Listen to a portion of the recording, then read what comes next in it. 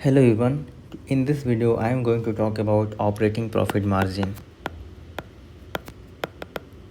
Operating profit margin. So what is operating profit margin? Operating profit margin देखो आपको याद रखनी है, दो टर्म होती है आपके पास, ग्रॉस प्रॉफिट मार्जिन और दूसरी होती है ऑपरेटिंग प्रॉफिट मार्जिन। और इन दोनों में अंतर क्या होता है? जो ग्रॉस प्रॉफिट मार्जिन होता है, जो सेल्स हुई हैं, सेल्स में से जब आप डायरेक्ट एक्सपेंसेस को घटाते हो तो वो आता है ग्रॉस प्रॉफिट। और जब आपके पास ऑपरेटिंग प्रॉफिट मार्जिन जो होता है, उसमें क्या होता है, आपकी जितनी भी सेल्स हुई, अगर आपने उसमें से डायरेक्ट एक्सपेंसेस भी घटाया और इनडायरेक्ट एक्सपेंसेस भी घटाया, तो उस समय डायरेक्ट एक्सपेंसेस इनडायरेक्ट एक्सपेंसेस जब आप घटाते हो तो वहाँ से आपके पास आता है ऑपरेटिंग प्रॉफिट। ये डिफरेंट हो गया आपका ऑपरेटिंग प्रॉफिट और ग्रॉस प्रॉफिट में। अब इन दोनों को आपको सेल्स से डिवाइड कर देना है, इंटू 100 कर देना है, यहाँ से एक रेशियो आ जाएगा, और बाई सेल्स इंटू 100 कर देंगे, यहाँ से एक रेशियो आ जाएगा। ये हो गया। अब बात कर लेते हैं हम डायरेक्ट सेल्स में।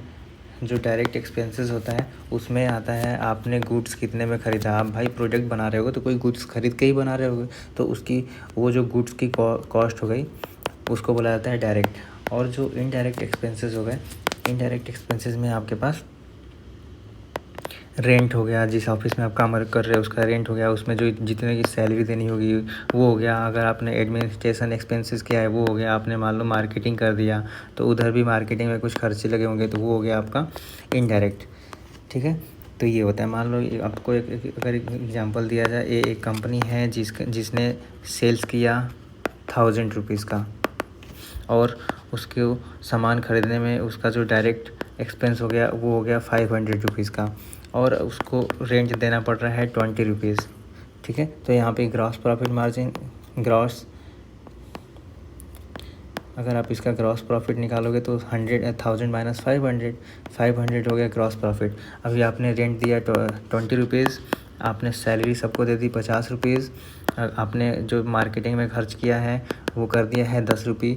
तो अगर आप ऑपरेटिंग प्रॉफिट निकालोगे इस कंपनी का, तो वो कितना आ जाएगा? ये तो 1000 माइनस 500 टोटल एक्सपेंसेस हमको गिनना होता है। तो 20 + 10 + 50, तो 50 20 70 85 80, तो यहाँ से आएगा 420 रुपीज़। और अगर आप ऑपरेटिंग प्रॉफिट मार्जिन निकालना चाहोगे तो ये 420 रुपीज़ अपॉन में जो नेट से टोटल सेल्स हुई है 100 रुपये की, इसका जब रेशियो निकालोगे तो आपके पास ये 42% आ रहा है ऑपरेटिंग प्रॉफिट। और अगर आपका ग्रॉस प्रॉफिट मार्जिन निकालना है तो वो 1000 रुपये सेल्स की थी, उसमें से आपने डायरेक्ट को घटा दिया और अपॉन में 1000 कर दिया, तो यहाँ से आपके पास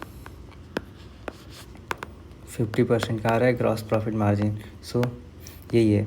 अगर समरी बात कर लेते हैं तो दो तरीके होती है, एक होता है ग्रॉस प्रॉफिट मार्जिन, एक होता है ऑपरेटिंग प्रॉफिट मार्जिन। और जो ये हम लोग निकाल रहे हैं ये कंपनी के कोर बिजनेस से जो सेल्स हो रही है, कोर बिजनेस का जो प्रॉफिट हो रहा है उधर हो रहा है। मान लो कि ऊपर वाले केस में अदर एक्सपेंसेस भी दिया होता है कि अगर अदर एक्सपेंसेस 100 रुपये हो रहे हैं या 10 रुपये हो रहे हैं तो उसको इंक्लूड करते क्या नहीं करते। हमको कोर जो बिजनेस है उसमें कितना प्रॉफिट हो रहा है, उसमें कितना एक्सपेंस हो रहा है, उसको देखना होता है। इस वीडियो में बस इतना ही, और ऐसी वीडियो देखने के लिए मेरे चैनल को सब्सक्राइब करें एंड लाइक करें। Thank you.